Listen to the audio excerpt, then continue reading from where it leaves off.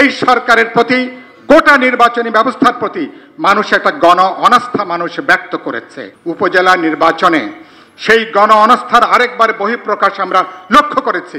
মানুষ এই নির্বাচনকে প্রত্যাখ্যান করেছে, বর্জন করেছে, ভোটাধিকার নিয়ে নয়-ছয় করছেন। সুতরাং এই খেলা বন্ধ করুন।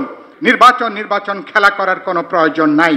নরেন্দ্র মোদী তিনি এবার যে নির্বাচন করছেন, কিভাবে একটা বাংলাদেশ বিরোধী তৎপরতা, একটা মুসলমান বিরোধী তৎপরতা নরেন্দ্র মোদী তার নির্বাচনকে প্রধান উপজীব্য হিসাবে তৈরি করেছে। একটা ভারতের প্রধানমন্ত্রী বলতে পারে যে কংগ্রেস যদি নির্বাচনে জেতে মুসলমানদের হিন্দুদের সম্পত্তি নাকি নিয়ে মুসলমানদের মধ্যে নাকি এটা বিলি বন্টন করে দেয়া হবে। একথা কোনো প্রধানমন্ত্রী বলতে পারে? মুসলমানরা গন্ডায় গন্ডায় বাচ্চা পয়দা করে। সুতরাং এই ধরনের একটা মুসলমান বিদ্বেষী, বাংলাদেশ বিদ্বেষী, জাতি বিদ্বেষী যেটা ঘৃণা ছড়ায়, এটাকে তারা নির্বাচনের প্রধান উপজীব্য তারা আজকে করে তুলেছে। একটা দল কতখানি দেউলিয়া হলে, একটা দল কতখানি অরাজনৈতিক আচরণ করলে একটা দল এভাবে তারা ভূমিকা তারা পালন করতে পারে।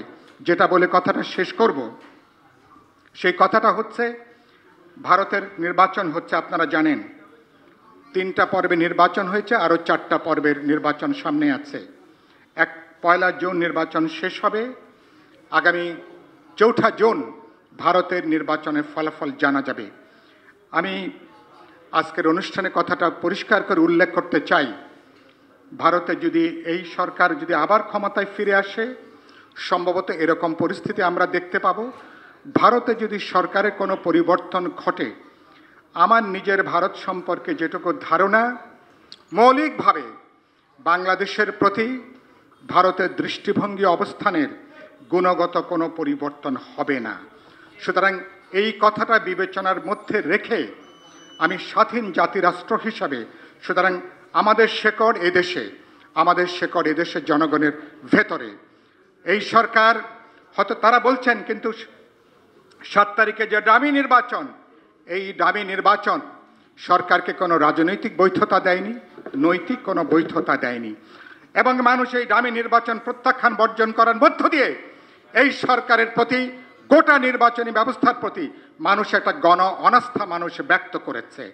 সেই গণ অনাস্থাটা গতকালকে থেকে উপজেলা নির্বাচনে সেই গণ অনাস্থার আরেকবার বহিঃপ্রকাশ আমরা লক্ষ্য করেছি।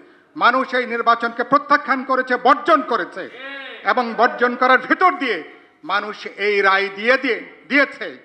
আপনারা ভোট খেলার নামে যেভাবে মানুষের গণতান্ত্রিক অধিকার নিয়ে ছিনিমিনি খেলছেন, ভোটাধিকার নিয়ে নয়-ছয় করছেন। সুতরাং এই খেলা বন্ধ করুন। এবং আমরা বলেছি অনতিবিলম্বে এই উপজেলা নির্বাচনের বাকি পর্বগুলোকে স্থগিত করুন। এটা একটা জাতীয় অপচয়। সুতরাং অপ্রয়োজনীয় অর্থ এবং সময় অপচয় করে নির্বাচন খেলা করার কোনো প্রয়োজন নাই।